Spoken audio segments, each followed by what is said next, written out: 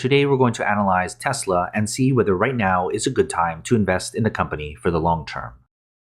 First, let's see if there's a good business behind the stock. We'll look at 14 metrics to determine the business fundamentals.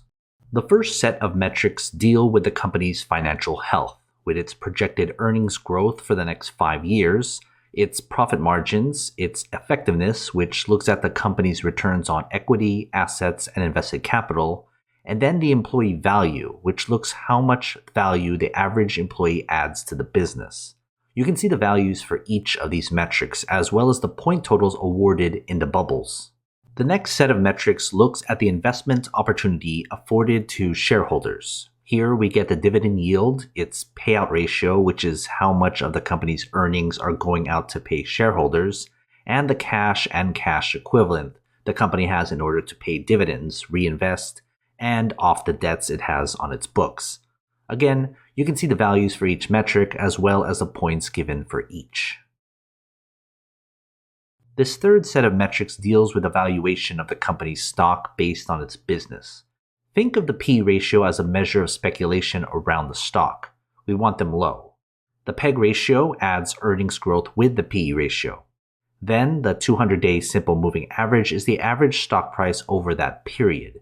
We want that low because it means we have a cheaper stock price. And then short float is basically how bearish other investors think of the stock. For these 4 metrics, we want the values to be as low as possible. That will give us a higher point total within the bubbles. And the fourth set of metrics look into other relevant data.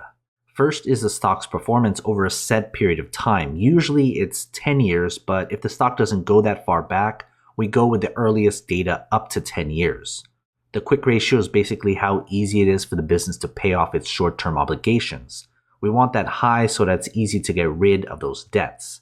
And then Wall Street is the average consensus rating Wall Street analysts give the stock, from a strong buy of 1 to a strong sell of 5.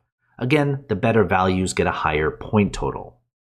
Adding everything together, we divide the points awarded by the maximum points possible, which is 70. That gives us the business grade for the company. We want the business grade to be above 50, meaning it has a better than average business. But of course, we can't forget about the fair price and whether it's the right time to buy the stock. I use a discounted cash flow model taking into account a 10% margin of safety. That translates into the company's fair price and how many percentage points above or below its current price the stock is. When we compare those numbers with the table below, we can see where the company's stock lies in its intrinsic value spectrum right now. Before we get to the final grade, join my Patreon and get access to every company I've analyzed so you can compare between all your favorite stocks. It's updated all the time. Go to patreon.com/growthshares or click on the link in the description. Finally, we can put everything together and to get the company's final grade. Adding the business grade and the fair price grade, we can see here the company's final grade.